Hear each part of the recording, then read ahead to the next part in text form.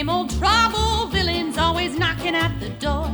Pretty pictures on the page, but nothing ever stays the same.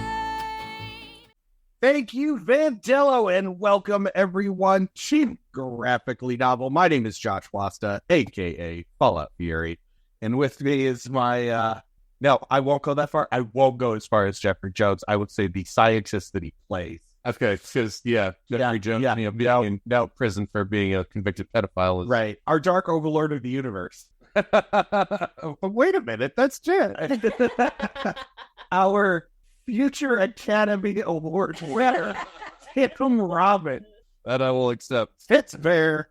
Thank you. And as always, we have with us the lovely and talented, our evil overlord of the universe. Dark overlord of the universe. He can't see me. Get out of the kitchen. Our Leah Thompson. Maybe just that without the hair. I was going to say, I'm not spending that much time to make that hair. It is the Baroness Ms. Jennifer Howland. Thank you.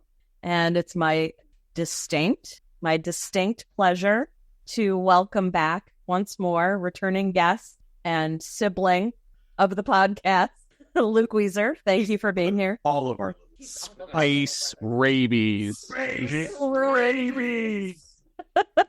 So if you've not figured it out by now, we are doing Howard the Duck for our season 6 finale. Why? And we will get into it because Marvel, that's why. Yeah, in addition to everything else, Jenn has never seen this before. This is fine quality cinema. There is a reason. As an all-star cast. It does have an all-star cast, and we will get into the movie, but first I want to talk about the comic that we read, which is Duck Hunt, which is one of the newer Howard the Duck comics that's come out. This was in 2015, is when this run really started. And Luke, what did you think of Duck Hunt?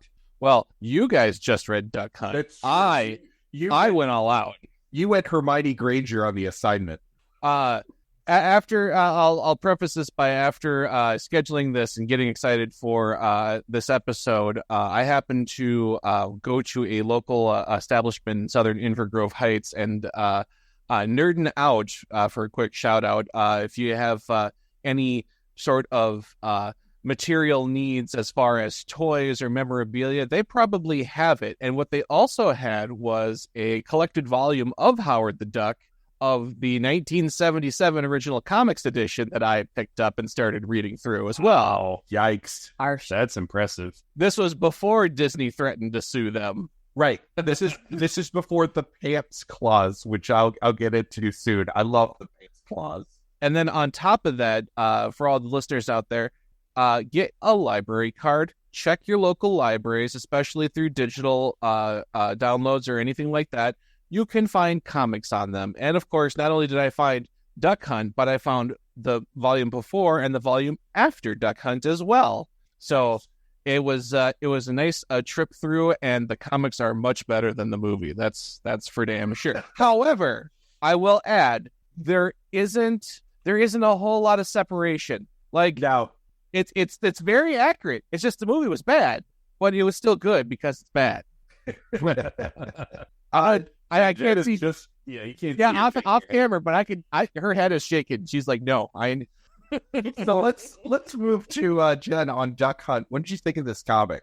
There was a lot of name dropping. There was. There were a lot of characters called out in this comic that didn't show up in the comic. Well, but there were even more that showed up. Right. Right. There were a lot that were talked about, but you're right. There was like a lot. This was like the, dare I say, perfect storm? Because perfect storm is bad. No, I'm talking about the comic is the perfect storm of far too many characters in a comic, in a run. There's far too many characters that have nothing to do with that particular comic. They just show up to help Space Marvel. There is a lot of space. So much Space Marvel. And what was the other one? Time travel. Time travel. That was it. Yeah. Time travel, space marvel, too many characters that don't belong in the story. Invincible Squirrel Girl. And with the addition of Squirrel Girl. Yes, there was a crossover by the end with the Invincible Squirrel Girl, which is so common. Which was better than the villain they were fighting. Oh, the villain they were fighting. Oh, Jen. Oh, Jen. Do me a favor while you're sitting there. Pull out your phone and do a Marvel wiki search on Dr. Bong. Dr. Bong. Honest to God. Look it up. Dr. Bong. All right, I'm going to look it up. He's got it. Good. He's Lester Verde. So he's green. He's not green in any way. No. He is purple and red. Yep. He looks like, what's his face? Overweight child who is the victim of bullying. No, look at the picture. He looks like, what's that character's name in Marvel that has the giant, Marvel. The big tanky guy that Deadpool fought in the second movie. Juggernaut? Yes. He does look kind of like Juggernaut. Oh, this is like Juggernaut with a cape. He looks like Juggernaut Jr. Juggernaut's head is a handbell. He's purple and red with gold trim. So apparently Bev and Howard are captured by this guy. And that's where the volume that I picked up starts. Gotcha. Okay. And it just gets worse as far as like odd villains go. But that is Howard's MO throughout this entire comic series. It's not necessarily like he has his own stuff, but like he runs into so many fucking people because, well, he's a duck. Right. Yeah, no, and that is the point of the Howard the Duck comics, even starting in the 70s, was Howard was the weird fucking thing that's in the middle of like this universe, and all of his adventures always crossed a bunch of other people. So what you're saying is Howard the Duck is the connective tissue of Marvel? No. I think he was Deadpool before Deadpool came around. Yeah. Because while it's very saturated with genre parody, social satire, and a lot of meta awareness. And there's even, if you look really hard, I don't know if it's just me being a philosophy major, but if you look really hard, there's a lot of existentialism like in there, like exploring the existence of humanity through thinking, feeling, and acting and stuff like that. So it's just very, it's there's layers to it, but it's also. As one of the producers had said that they interviewed for the actual Howard the Duck movie, it's a duck from outer space. Right. So there's levels of taking it seriously versus not taking it seriously. Right.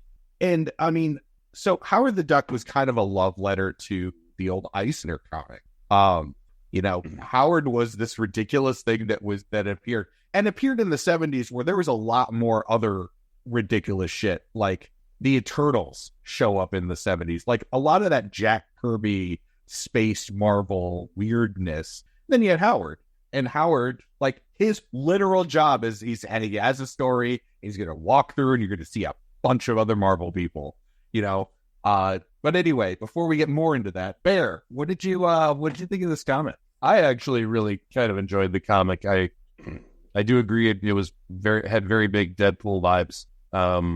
I love the weird spin that they did on different stuff. It's like all the myriad of characters that you see pop up in here. It's just like I didn't even realize there was a spoiler alert, Golden Surfer. Yeah, that was new. Yeah, which I think is new to this comic because it goes back and it talks about her creation, her genesis. There, you get to see fun and interesting new Guardians team up. Guardians of the Galaxy with, people like Venom. Yeah. Adam, Kitty Pryde, Ben Grimm. Right? Yeah. Which is a weird part of the Guardians of the Galaxy's history, which I never really read because I'm not a big Space Marvel person. I was just aware of it because I'm an X-Men person. And I knew that Kitty Pryde was dating Star-Lord around this time and left to be one of the Guardians of the Galaxy. And then Star-Lord, gave her the mantle because, they even mentioned in the comic, he's off running a planet and being their king, and she puts together this team.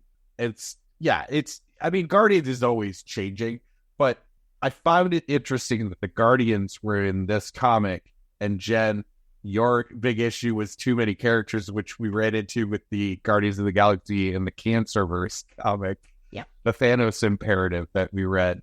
Other than that, it was one of those comics that I started reading. I was like, I don't know if I'm really going to get into this. And then actually the deeper I got, the more interested I got just because of all the fun stuff that started flying around.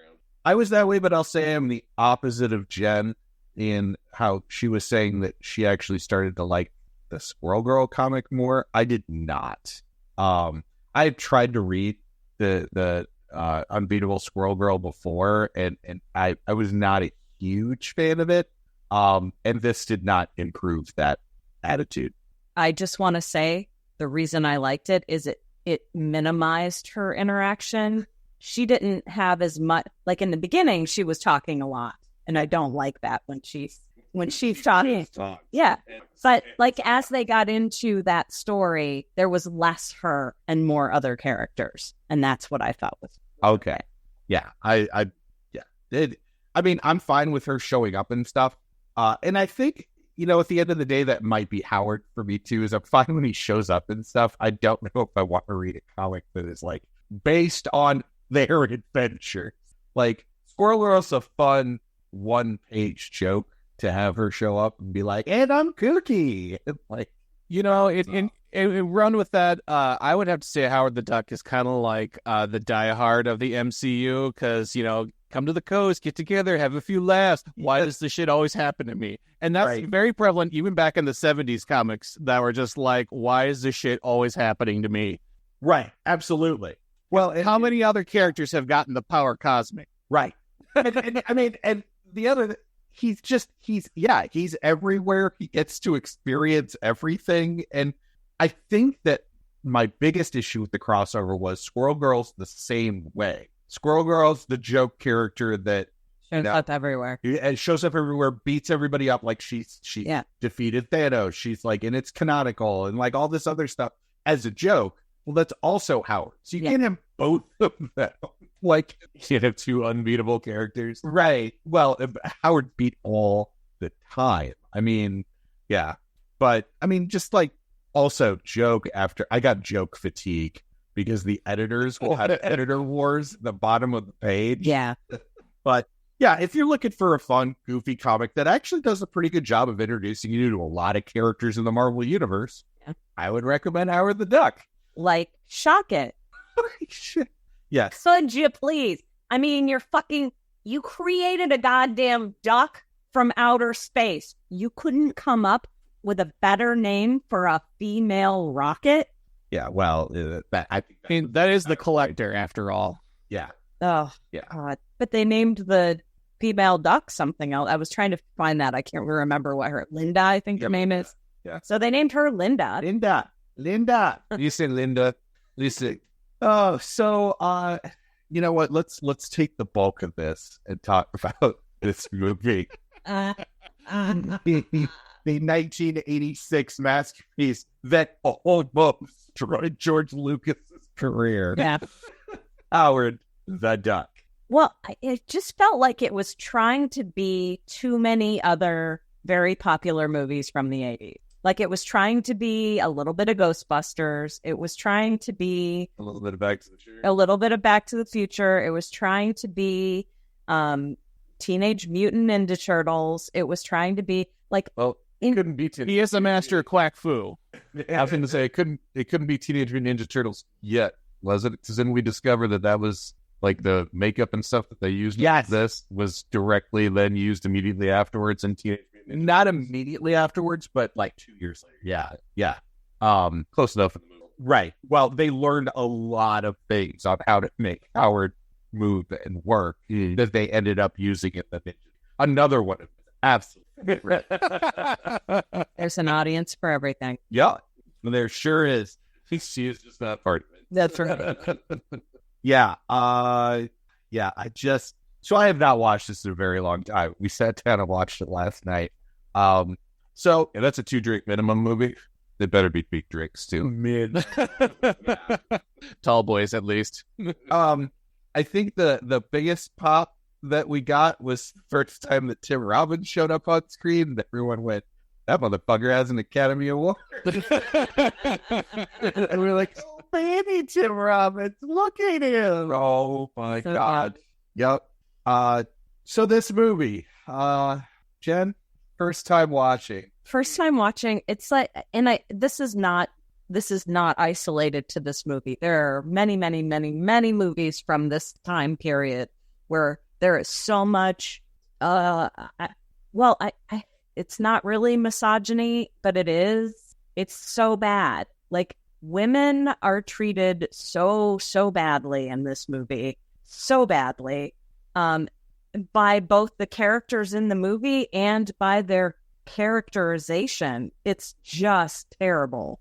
And it was cringeworthy for me, especially like the opening 10 minutes of the movie. Well, there was an entire chick biker. Satan sluts, yeah.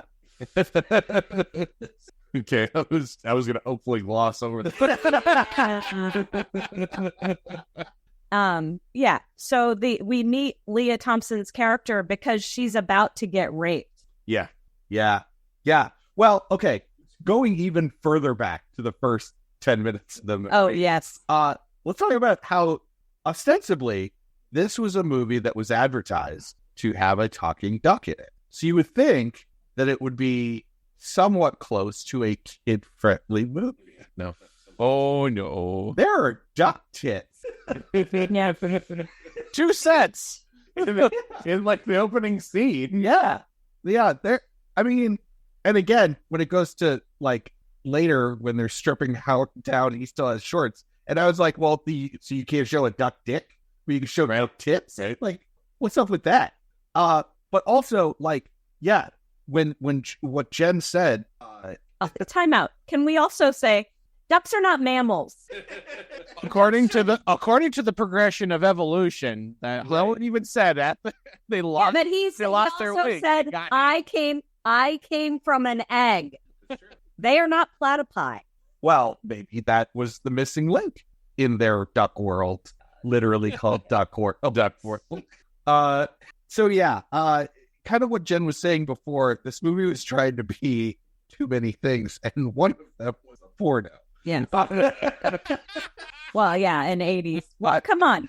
Yeah. I mean, think of all of the movies that came out in the 80s. There's an entire scene where it's skirting the edge. Yeah, this entire scene with Leah Thompson running around in her underwear, which is, for a lot of us Gen Xers, it's like one of our first like sexual fantasies. Just like, oh my God, check this chick out. I feel weird and don't know why. Makes me feel kind of funny, like when I used to climb the rope in gym class. Yeah. Also, it takes her 48 hours to want to fuck a duck. Yeah. like the I wonder how long it takes to get a kangaroo in there. It's take girl. Well, yeah, it's like the shock of that is a walking, talking duck fades within 10 minutes and then goes to I'll take him home because he has no place to go. And feed him beer. 48 hours later, I'm gonna fuck that duck. Hold on here. Remember what I said about existentialism? Yeah. Now, you mean to tell me that there isn't a person on God's green earth that wouldn't meet a walking, talking duck within 48 hours and think at one point in time, you know what? I'm going to fuck that duck. She did say that he was very soft and cuddly several times. That animal magnetism. Yeah. And suddenly I have the scene from Robin Williams live on Broadway going, yeah, well, I fucked a gorilla. Okay, well, there are a couple things here. I'm sending the ASPCA to your house to ads. Hold on. I didn't say me. I said there's somebody out there. Oh, you're saying somebody. I took it as somebody. Hold on. You're saying you wouldn't fuck it. I'm like, no, I would not. Look, there's plenty of stupid people out there. I mean, how many people did storm the Capitol on January 6th? It's true. And those people have probably fucked barnyard animals. I'm just saying. I don't have evidence, but in my opinion, everyone that went to storm the Capitol on January 6th fucked barnyard animals. Like, goat fucker? Yeah. Can I call you pig fucker? Yeah. It's only because their sister was out of town. Graphically novel at gmail.com. So, proceeds of this episode are going to the ASPCA. And for viewers like you. So, yeah, I would love for there to be a lot more to talk about in this movie, but we're just going to basically keep talking about how it's bad.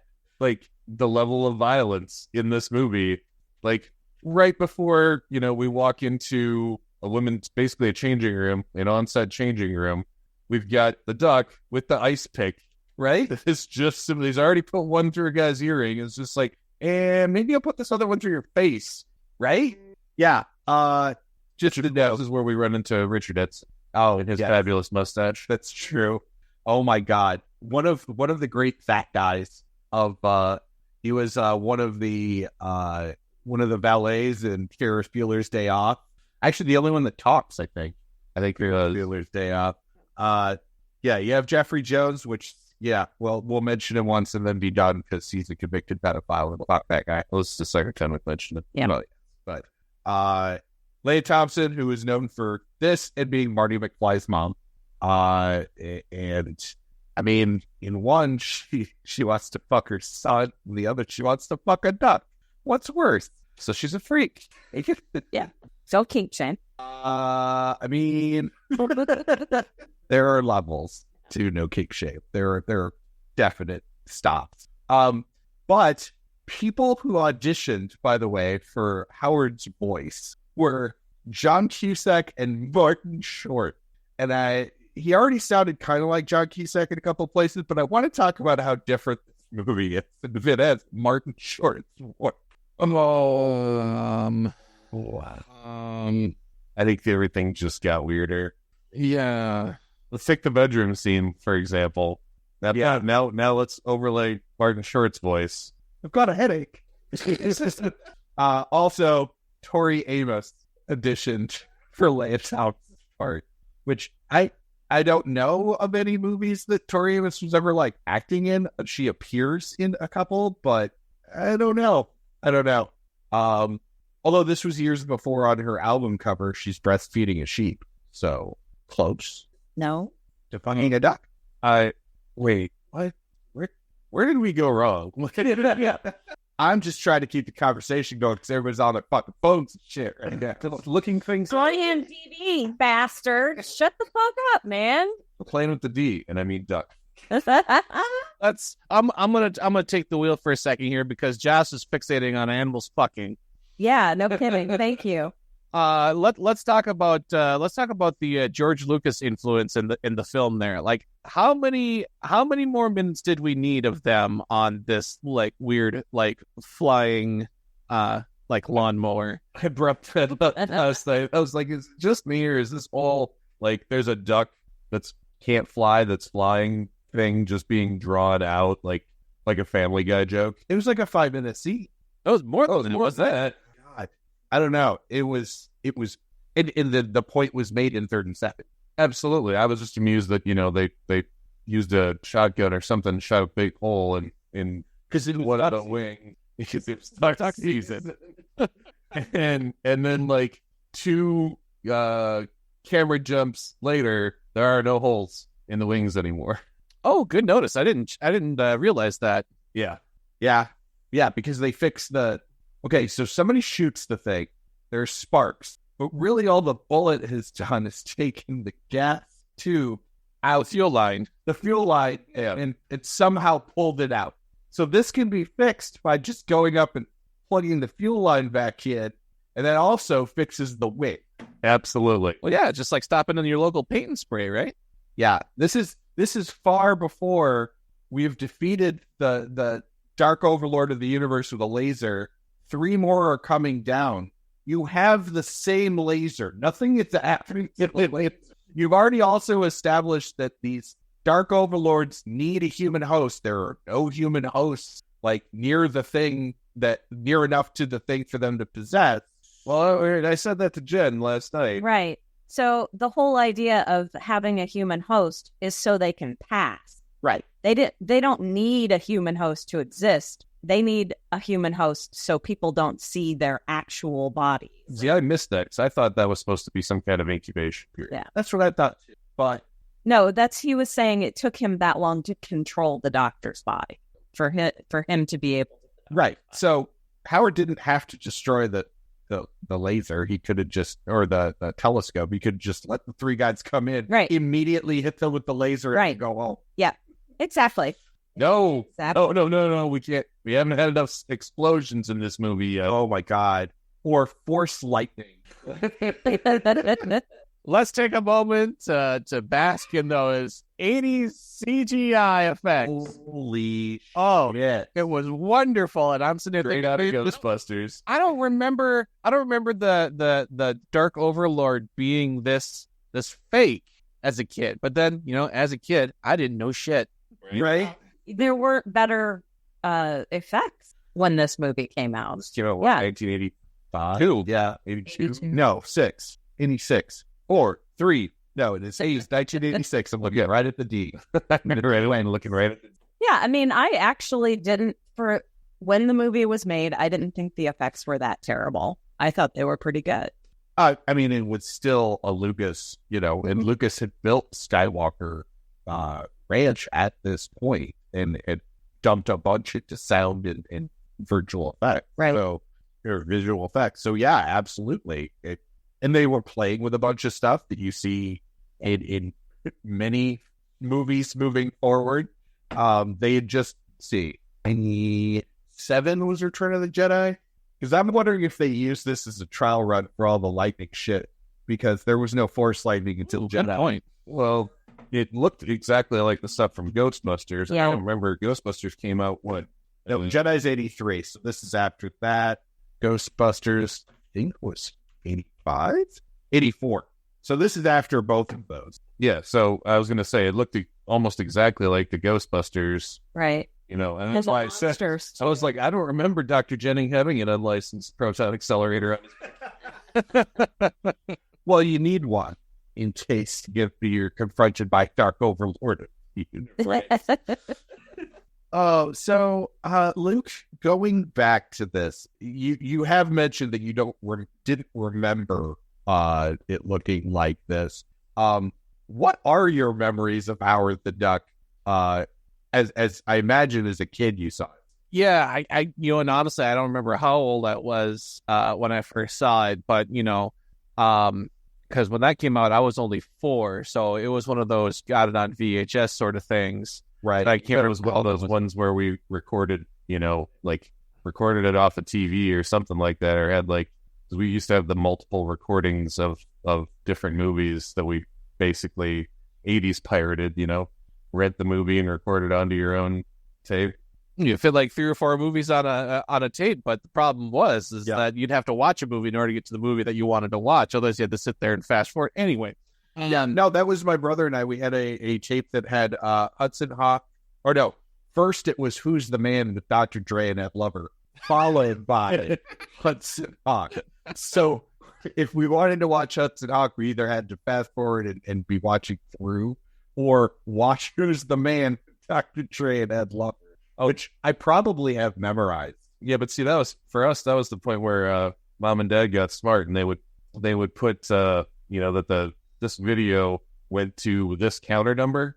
Oh, nice. So you just fast forward without watching it, and fast forward to the counter number, and then you'd usually be within a couple of minutes of the end of one or the beginning of another. Yeah. What other ones did we have? We had a ton, but yes. I'm going to imagine that recording this off of TV didn't really affect its quality at all. So, as I sit here and think about it, I also as a kid didn't remember the fact that he used to work at essentially a sex club as a jizz mopper. That one I was sitting there watching, I'm like, oh, this was a thing, wasn't it? Boy, I kind of blocked that one out, didn't I? IMDb called that a hot tub spa. Mm-hmm. I mean, they did have a big mud bath that the guy was pulling lingerie out. Yeah. Yeah, also, I as a kid totally missed duck tits. Totally missed that he worked in a brothel. I did not miss the duck tits, but I did miss that. What is this place? They have these places in big cities. Yeah, Just in Cleveland. That place just made me say, you need to take a tetanus shot and had antibiotics, Then a shot of penicillin. Full body condom. What was it you said? That movie made Cleveland simultaneously More interesting and crappier. Yeah. I don't know. I remember a lot of Isn't there a line in Ghostbusters where they make fun of Cleveland? Mm-hmm. And Teenage Mutant Ninja Turtles, the second one, they were like, well, I heard the sewers of Cleveland are really nice. That was basically the town that you shit on In all the 80s movies, yeah. And then when you got around to like the 90s and 2000s, then it was Jersey. Or Detroit. Detroit, yeah. Yeah. Oh, Detroit's been shit on since the 70s. Well, I mean, Eminem came from there. So, Well, that was later. yeah. So I'm going to throw out some names that were going to be Bev other than Tori Amos. Paula Abdul, Oh, boy. Kim Basinger, Huh? Sarah Jessica Parker, Oh, no. I would have been okay if this movie would have ruined her. and Phoebe Cates. Really? Huh. Well, Try to imagine Phoebe Cates with the 80s right now. Yeah, easy. She's been in other movies where she had hair like that. Yeah. She existed in the 80s. She had 80s hair at some time. She was in Gremlins. That's really... She was also in, was it Fast Times at Ridgemont High? Yeah. I haven't seen that forever. I just always, remember watching it with Jason. our good friend, Jason Taylor. My dick is in the punch. Tastes pretty good. It's got a little wang to it. I don't remember that Sons of Ridgemont High? I gotta say, I maybe have watched that once when I was a kid, and I never watched it again.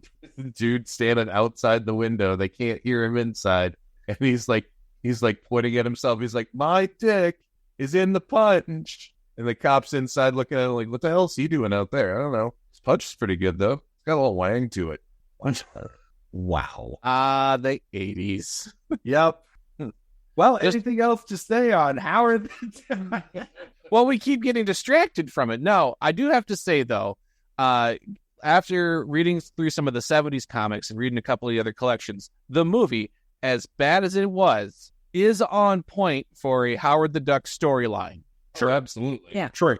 And in fact, I think we discussed that a little bit last night after watching it. Yes. I mean, The dialogue, the one-liners, all of that, the puns, all of that stuff. the cigars. Yes. The cigars. I almost went and got a couple of cigars for the movie, but I'm like, it's snowing. We're not going to sit outside at all. No. Oh my God. This seemed like such a great idea to do for the finale. I will let the master keep talking because he's the one that's done his homework. Mm-hmm. Well, now, if you've actually have done a little bit of reading or even participated in like the MCU and stuff like that, you'll actually find the comics fairly entertaining. The volume before Duck Hunt, called "What the Duck," actually goes into a totally new realm of shenanigans that involves Johnny Storm, Spider-Man, She-Hulk, of course, as well as I think Squirrel Girl was in that one too. But like it doesn't surprise me if you're going to have a She-Hulk in there, they'd have to make Squirrel Girl. Well, sure. And the funny thing is when you're dealing with these, I guess, A-list comic heroes that come into the volume, like as soon as they see Howard, they're like, oh, what the fuck did you do, Howard? like you're in the somehow. Like he's got some really good dialogue with Doctor Strange that's absolutely hilarious. But then you end up finding it in bits like they take a nice run through the Savage World that happens to be a UN protected nature preserve now, apparently. Yeah. And X-Men thing. he takes a trip there because he's been hired by She-Hulk to go find this particular millionaire because there's a bunch of them lost there. And so it's She-Hulk, Daredevil, the original Captain America as an old person, and a couple other people, and it's just Spider-Man, and just this hijinks ensue. That's really what it is. It's just like throw this random assortment of superheroes together and let's see what happens. And it's honestly just fairly entertaining, not just for the sheer volume of like what's the Howard getting into, but all right, who's really going to be disappointed now? Yeah, I think you're right. Earlier when you were talking about how Howard was Deadpool before there was Deadpool, and that's spot on because it's kind of the same thing. There's a lot of Deadpool versus comics that are out there. I have the Deadpool versus Gambit that That's yes, it's hijinks ensue. And that is a legitimate like comic storyline kind of thing. Some people just want to relax and watch superheroes get into hijinks and shit. I mean, nothing against it. That's why there are characters like fucking Hit Monkey, Yeah, it doesn't have to be, world saving all the time. And if it is, it was a duck, right? And a lab assistant, right? I mean, future Academy Award winning lab assistant, but still a lab assistant. But if you take a look at it too, like some of these ones, like I was reading this the volume from the original 70s comics, Dr. Bong is a journalist who subverts his enemies through either exaggerating stories or essentially using mainstream media to like write bad publicity about them. Which I'm just like, well, there's your modern day satire or little reflection right there. The power of TMZ. Netflix Kingpin. Yeah. Then there's another one. There's an organization that he runs into because he runs into all kinds of shit that's all about censorship and cleanliness in all forms and whatnot that happen to have suicide bombers. So, I mean, so he's also a less intense Spider Jerusalem, maybe. No, I mean, no. The satire and the commentary is kind of the same, but approached in a very different way. Yeah, I mean, I would say that even though the volume that we read was not necessarily my wheelhouse, I didn't hate it. Right. I think that it's an interesting thread through everything that Howard the Duck is in, that he is like, people like him. Yes. He's a likable character, a person, I guess, he is probably more real than the other superheroes, to be honest. Yeah. And, he's relatable and, he gets recognized by somebody everywhere he goes. Because even if you look at, what was it, the most recent What If on Disney Plus and the What If series, where it's the Thor, right? The Thor episode he pops up in, and everybody's just like, "Oh, it's Howard." Look, like everybody knows who Howard is, right? Yeah, in the Collector's voiced by Seth Green. That was the Guardians of the Galaxy episode. What, episode 2? He pops up in there too. First episode, or if you're talking about the movie, the first Guardians of the Galaxy movie, he's in it in the background. Credits. Oh no, I was talking about the What Ifs. Yeah. The What Ifs. He's in a couple. Well, he's in a guard, but he like actually has like a scene with Black Panther. Yeah. Towards the end of What If, which is fun. Because he's an alcoholic duck. There's your punchline. Like, the joke has set itself up.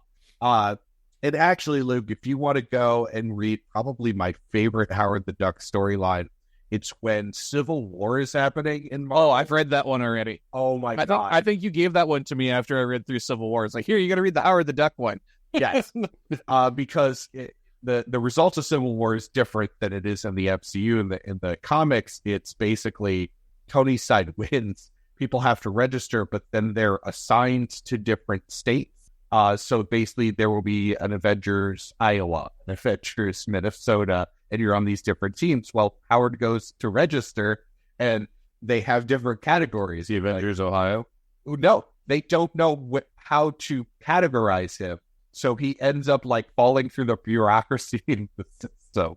Yeah, it's ridiculous. Again, it's a Howard the Duck, like showing how ridiculous the storyline is. And a lot of his stuff does that. If Howard has a comic, you know that it's going to be all the holes that, fanboys are sitting on forums going, "What, this doesn't make sense because it does this." And I'm like, and then Howard said, well, I mean, that's true for the original 70s too. Like the one I stopped on, he's got an apartment in New York that he's actually crashing, that's owned by Beverly's uncle that he happened to work for because he had a restaurant. Something happened. He had to fight the Sud. Anyways, check him out. It's hilarious. Anyway, And the thing is, he's got an apartment. He's got like $30 to his name. He's trying to figure out what the hell he's gonna do because he's still waiting because he's got to get Beverly back from Dr. Bong.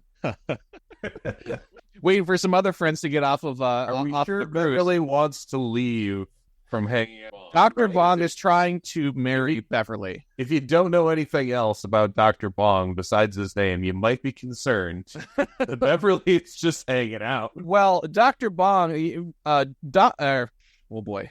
So Howard had gotten mixed up in some machinery or some sort of gadget at Dr. Bong's lair that actually transformed him human for a while. So he was Howard. So he's just Howard at that point. And he didn't know how to deal with it because, of course, he's a hairless ape now and doesn't know how to deal with it. But there is suggested duck sex in those episodes, too. But we'll gloss over that one as well. But Beverly is caught by this Dr. Bong, and Dr. Bong is trying to marry Beverly. And, of course, she doesn't want to, or, we'll do it as long as Howard stays safe. But then that's the whole, 70s damsel in distress thing, but she's not quite in distress. It's weird. So correct me if I'm wrong. Dr. Bong is called Dr. Bong because his helmet is a bell. Correct. And that is that is the sound a bell makes. He is not paraphernalia. No, this is not paraphernalia. That's what I said. It's Okay. like if you know nothing else about Dr. Bong besides his name, you might be concerned that maybe just she doesn't want to leave. And for the late 70s, I was a little disappointed that, it was all sound related, to be honest. These are my lab assistants, Cheech and Charles. Yeah, I'm away with that. he's got an anthropomorphic giraffe. Okay, here we Is go. this right? The drafts again. So one of the one thing that I did want to talk about a little bit is something we alluded to. It is alluded to in the movie about why Howard needs to wear pants. And that is because Disney, before they owned Marvel, sued Marvel because Howard was too close to Donald Duck. So through the court proceedings, the agreement is that Howard shall wear pants because Donald does not. Oh, it's just like the Winnie the Pooh stuff. It's like you can have Winnie the Poohs in the public domain now, and so you can use anything. I'm a soul egg, a red shirt. So as long as he's not wearing a red shirt, anything else is perfectly fine. But if you put Winnie the Pooh in a red shirt, well, that's a copyright violation. Yeah. Laws are weird. And so are anthropomorphic ducks. Yeah, I guess it's Daffy's okay because he doesn't wear any clothes. Right. So you have your duck spectrum. Your level of appropriate attire. Apparently, Donald can have his junk hanging out, right? But Howard can't. Absolutely cannot. Well, maybe that's why That's why Howard was wearing shorts in the movie, is because they didn't want him confused with Daffy, right? Well, also, I mean, if they're gonna go all the way, they're gonna show a duck penis, corkscrew. Here you're back on the animal sex again. Why are you back on this, Josh? We're going to edit that out in post. We'll catch it in post. Because it's hard to deal with the fact that a childhood movie that I watched almost had a sex scene with a duck. Sounds like you need counseling, and this does not be the appropriate outlet for your Psychology Today has a search engine for finding a therapist near you. Right. Well, what about Who Framed Roger Rabbit? He's married to a woman. The sex scene between a woman and a rabbit. Yeah. It was cartoon. If you're talking about weird shit, you might be looking more on Cool World. Cool World. Oh, we don't talk about Cool World. Another piece of fine cinema. And in fact, when I told my brother yesterday that we were watching Howard the Duck for the show, he said, "Are you going to follow Cool World?" And I said, "No, maybe, no, not sure." Well, kids are confused. Also, having watched it, is there a comic book for Cool World? No, there is. Thank God for small favors. Actually, yesterday after watching it, I regret the extra $1 that I paid because Voodoo had a sale. It was $4 to rent it, $5 to buy it. I was like, well, it's an extra $1. Of course, I'll just buy it. And I said more than once, Save my $1. save your $1. So now it's on the Voodoo. It's there. We get to hear, killer one-liners like, "Can't take the heat. Yeah, out of the kitchen." I am not Jennings anymore. I am someone else. My name's not Jet. Oh, yeah. So, this piece of shit movie. So here, let's talk about this. So when I was doing some researching on my own, apparently back in June of 2018, there was an interview with Leah Thompson that wanted to. She was going to go to Marvel to pitch a new Howard the Duck movie with a hope at directing. Oh my God. Well, I know that she basically learned to play the guitar for the role, and that's actually her voice singing all The song at the end, yeah. They're all the songs, yeah. all of the songs. And not only did Leah Thompson pitch it to Marvel, which they ultimately passed on, but apparently in 2016, Rob Zombie had apparently claimed he pitched a Howard the Duck movie to Marvel as well. Fucking in. I am fucking in. Rob Zombie wants to do Howard the Duck. Let's watch this shit. But let's think about this for a second. Okay, let's say current MCU, there is a Howard the Duck movie, series, something. Like, what would that look like? It's hard to not do something with the Avengers. Yeah, I think it'd look like Deadpool. Honestly, I think it would be the greatest way to introduce the Fantastic Four. I mean, They've already screwed it up twice. it depends on what kind of Fantastic Four you want to bring to that universe. Because bringing Howard into anything, period, is already going to lower like the seriousness of what you're trying to do. And that's the thing with Fantastic Four is like they're not a comedic group. They're not like the Great Lakes Avengers or Squirrel Girl or like No, but apparently they're the biggest joke in movie history. Yes, they are a huge fucking joke. I'm not a huge fan of the Fantastic Four. I'm sorry, Adam Witt. I love you, but I'm not a Fantastic Four person. Eventually, we will tackle the Fantastic Four on this show. I love Stretch Arm.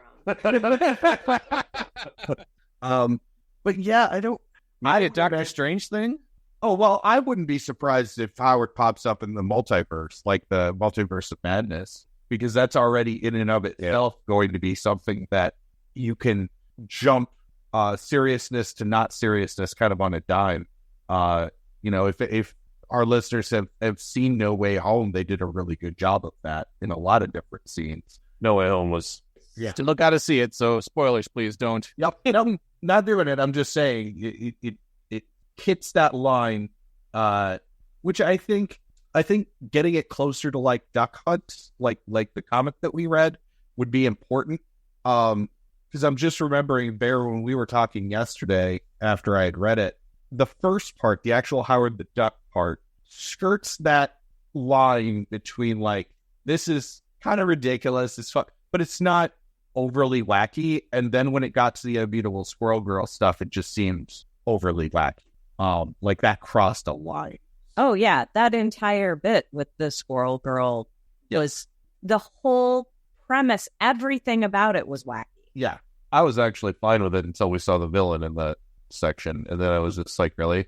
This, all we're doing is the most dangerous game? Yeah. Like, okay, fine. I guess this is what... Well, with Weapon 2... I did like Weapon 2 is actually pretty amazing. Yeah, I liked all of the protagonists. Yeah, right. The Squirrel Girl, except for Squirrel Girl, because she should shut her mouth. Shut her damn mouth. You know, I'm sorry, Q1.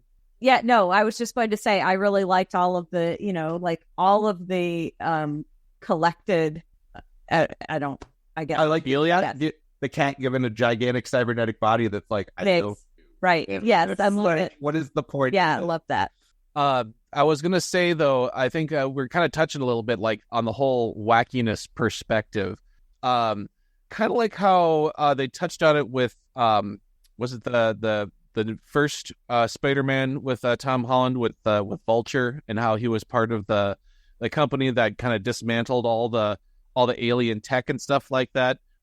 Damage Control, which was actually going to be a TV show that was going to be a workplace comedy that took place in the MCU.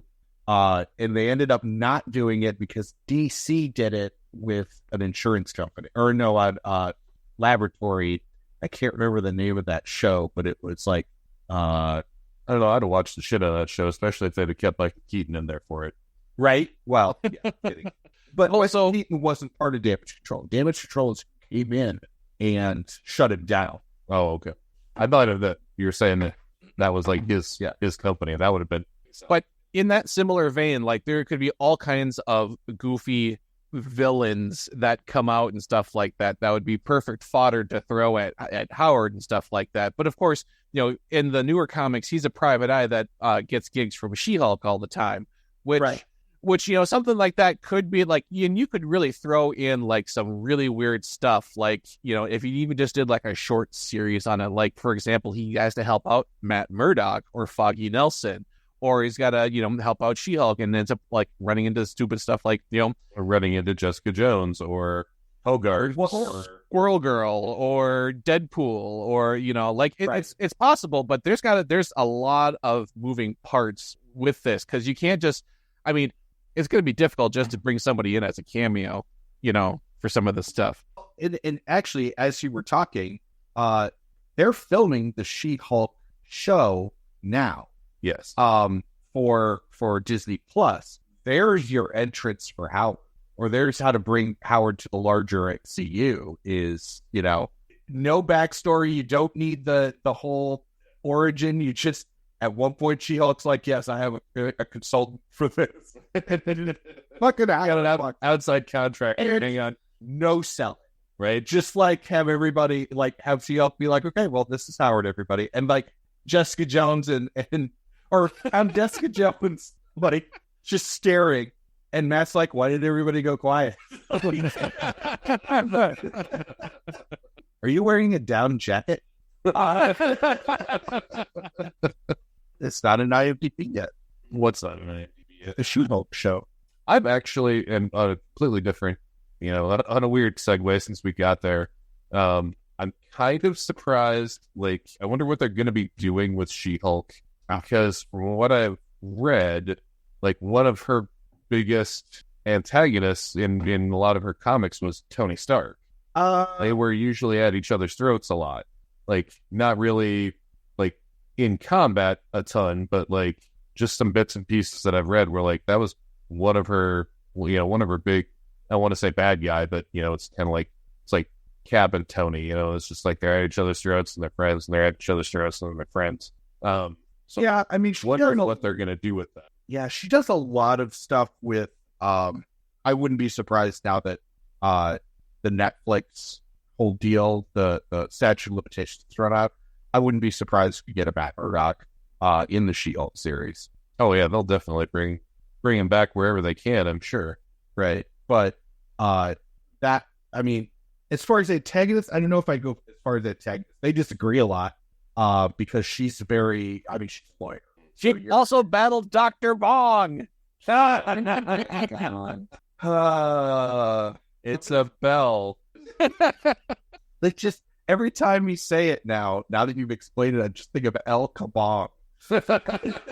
Well, now I have now I'm creating villains in my head based on like sayings, like I'm going to ring your bell, like to beat you up. Or, I'm going to ring your clock. I know we normally have spoilers on the actual comics and whatnot, but I'm talking about stuff from the 70s, so if you haven't read it, it's your own damn fault. But This guy's left hand is a bell ringer, and his powers, like, he's got some pretty like Doctor Strange level stuff going on, but he has to ring the bell depending upon what frequency and the vibration and stuff like that. So wherever he hits himself on the head is when the weird shit happens. Oh my God. So he's got to hit himself on the head. I think I need to read this. I'm telling you, man. Next time I'm up there, you got to hand me that comic. I need to read that. I will send it back with you, so that way you all can participate under the Howard the Duck versus Dr. Bong. Well, I smack myself in the head and then get magic powers. It sounds like honestly, it just sounds like a character that just did way too much LSD a long time ago, and then it's just like, not LSD, Dr. Bong. I mean, let's remember, Howard the Duck is a product of the 70s. We tried to bring him to the big screen in the 80s, And we're just like, well, maybe we'll just do it this way. And that's how we got some of the newer comics, which work, but they still reference all the old stuff. Because I'm like looking there, I'm like, oh, wait, I read that one. I don't care. I'm still down for Rob Zombie and Leah Thompson teaming up for Howard the Duck redo. Okay, so it was a bag of weed that got cosmic rays on it. Since Marvel and space. All right, sure. We'll go with that. So, Luke, you've kind of got gung-ho on this whole thing. Is Howard the Duck something that you're gonna like? You're in a store and you see, oh yeah, there's a new graphic novel. They're doing a new Howard the Duck. Are you picking it up? If it's something where I happen to see a collection of Howard the Duck that I don't already have, I'm pretty sure I'm gonna pick it up because it's. I mean, look, I already got my brother saying, "Hey, I need to read that." I'm like, I will definitely send that to you. This is definitely one of those. Oh, you like this? Just like what you did with me with Transmetropolitan. It's just like, here, you need to read this, and so I'm gonna be like, here, you need to read some Howard the Duck. Wasn't that a movie in the '80s? Just read the comics. It's okay. Never talk about the movie. It happened. Yeah. Jen, will you continue to read this comic? I don't believe so. Thank you, though. Thanks for asking. Thanks for asking. Thank you, no, but thanks for asking. Bear? I mean, I already said it. I'm going to get the stuff that Wieser's got and give it a go because it sounds pretty hilarious. Yeah, I think for me, it depends on... I'll flip through it for sure, and then I'll see like what's going on with Howard. I like Howard the most when he's involved with the greater things that are happening in the MCU. So, like if they're having a big event and all of these things are happening, and then there's a Howard the Duck component to it, I'm going to pick up the Howard the Duck component to it just because I like that no matter how serious things are going or no matter how many civil wars they have, or no matter who's fighting who, like you're gonna have a Howard comic where he's like, well, "This is so fucking like." There is also a comic where he does, him and Deadpool merge. Is he Dead Duck? I mean, it's a duck form in the Deadpool costume. Like I haven't actually read it. I only heard about it. I'm just like, oh boy. I mean, it seems to be a running theme because we saw, duck form of Silver Surfer in the one we just read. So, and there's also an Iron Duck from the 70s. We saw that. Actually, that was when he got the power cosmic, or was about to get the power cosmic. Spoiler alert, sorry. And you see through the gateway, and you see all these other things, and one of them's like Batgirl Duck or Spider Girl Duck. And then you saw the Iron Duck and somebody else in one of those frames. Well, Luke, thank you so much. I want to read Spider-Girl Duck. I want to read Spider-Girl Duck for jumping back with us for our season finale. And last minute, don't forget to check your local library and the digital borrowing because there's comics on those bad boys. You can get some of the stuff that we keep talking about. I love that people promote that, but for people, it's good for people in big urban areas. Because like so for like you up in Minneapolis, St. Paul. Yeah, the Cedar Rapids Metro. Cedar Rapids Metro, unfortunately, does not have the greatest selection of audiobooks and stuff like that. And even if they have the stuff that you want, which, they'll order stuff for you too. Even if they have the stuff, there's usually a waiting list. Like, I remember going through and trying to do the Harry Potter books through the Cedar Rapids Public Library on the Overdrive app. And I got about halfway through and it just got to the point where I was like, I'm going to have to wait 6 months to read the next book. And some of you are out there going, I had to wait how many years between books? And I'm just like, I was, by the time I finished like book 4 or 5, whichever one I got to, I was just like, I think I'm about done reading the series anyway. Right. But they're all lots. It's a great idea. If you're out there and you're in, in a decent metro area, yeah, do it. Those of us here in smaller towns don't quite have that kind of access, unfortunately. Yeah, I did a thing for a while where there is nothing, like most libraries do not require you to live in the town to get a card. And when you have a card, you can access the things. So I've been thinking about when we go to Chicago or when we go to Minneapolis, just popping into a library and getting a library card because that will open you up to then have access to those. That's true. I think the two up here that I've been a part of, I think you need to have a residence in order to That's the way it get is them. in So Chicago. You have to be a resident of that city. Yeah, it really depends on depends on the library. I'll have to ask. Sarah Slack, I think, works for Graphically. I remember right. I don't know. I can't remember, and I'm sure somebody will find out, or Kyle's listening, and he'll be like, "No." You're wrong. You suck. You know you suck. Just sit there and be wrong in your wrongness. Right. And see if that's a thing that can happen, because I know she's in the Chicago burbs. They're in the Chicago burbs, so that might. I'm sure it just depends on the library, the county, stuff like that. It just, it's a brilliant idea, and I think everyone should do it. But I still have some Audible stuff because I can't get the stuff that I want. Right. And on that note, that'll do it for us for season 6. Season 6 in the bag. Yeah. Now we got to figure out maybe an in-between episode and a all again for season 7. We gotta come up with new stuff for season 7. We just sat down last night and ran through, Jen and I had watched earlier, but ran through all 3 episodes that are out for Peacemaker. I was there too. We ran watched it earlier. We watched it again with you. Yeah. So maybe that goes on the list. We'll see. I need to watch more Hit Monkey too. But until then, take it away, Vandell out.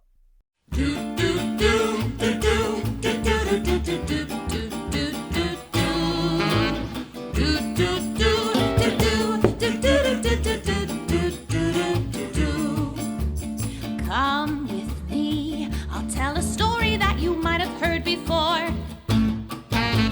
Graphically novel, but the same old trouble. Villains always knocking at the door. Pretty pictures on the page, but nothing ever stays the same. Do do do do do do do do do do.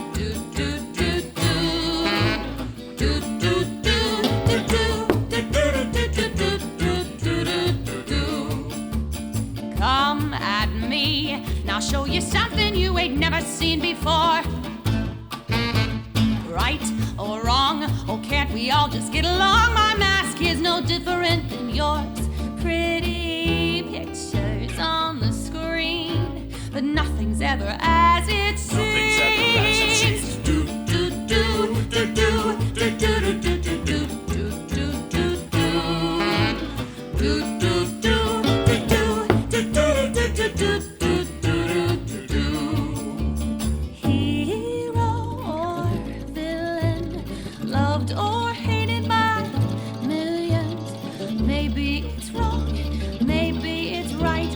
You don't want to see